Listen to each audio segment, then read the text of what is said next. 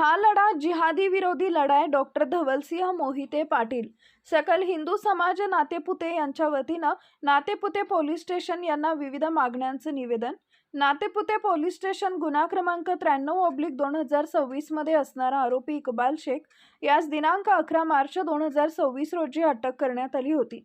या प्रकरणाची पुढील सुनावणी व तपासाबाबत खालील मुद्द्यांचा विचार करावा यासाठी सकल हिंदू समाज नातेपुते यांच्या वतीने सहाय्यक पोलीस निरीक्षक नातेपुते पोलीस स्टेशन यांना निवेदन देण्यात आलं आहे। सदर निवेदनामध्ये आरोपीकडे खोटे व बनावट पद्धतीचा आधार कार्ड तसेच इन्कम टॅक्स रिटर्न भरल्याची बनावट पावती आढळली आहे। याबाबत सखोल तपास करून सायबर गुन्हे शाखेत स्वतंत्र गुन्हा रजिस्टर करण्यात यावा। आरोपींच्या सहकार्यावर कारवाई। गुन्ह्यातील आरोपी इक्बाल शेख यास या गुन्ह्यात मदत करणाऱ्या व त्यांच्या सर्व सहकार्यावर आरोपपत्र दाखल करावे व त्यांना चौकशीसाठी तात्काळ अटक करावी, जेणेकरून संपूर्ण गुन्हेगारीचं नेटवर्क उघड होईल। पहिली पत्नी ज्योती काळे आरोपी इक्बाल शेख याची पहिली पत्नी ज्योती टाळी याची कसून चौकशी करण्यात यावी। तिच्याकडून गुन्ह्याबाबत महत्त्वाची माहिती मिळू शकते। इन्कम टॅक्स रिटर्नची खोटी पावती लव जिहाद धर्मांतर कायद्यानुसार गुन्हा दाखल करून गुन्ह्यातील आरोपी इक्बाल शेख यास जास्तीत जास्त शिक्षा व्हावी यासह विविध मागण्यांसंदर्भात सकल हिंदू समाज नातेपुते यांच्या वतीनं नातेपुते पोलीस स्टेशन इथं निवेदन देण्यात आलंय। नमस्कार, सध्या आपण नातेपुते येथे आहोत।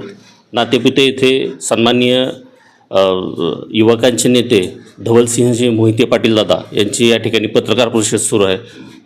आपण दादांसोबत चर्चा करू। दादा, आजची जी पत्रकार परिषद आपण घेत आहे त्याचा संदर्भ काय आहे, काय सांगाल?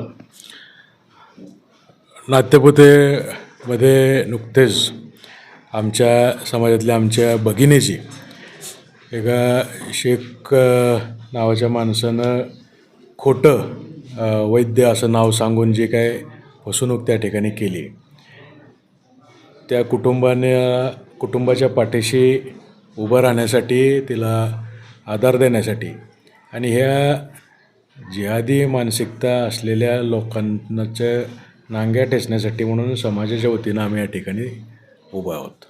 आपली पुढं भूमिका काय असेल दादा? आमची एकच भूमिका आहे की देव, देश आणि धर्माच्या रक्षणासाठी, आम्हाला आमच्या घरातल्या आई बहिणींच्या रक्षणासाठी भविष्यात ह्या लव जिहादच्या माध्यमातून जे काय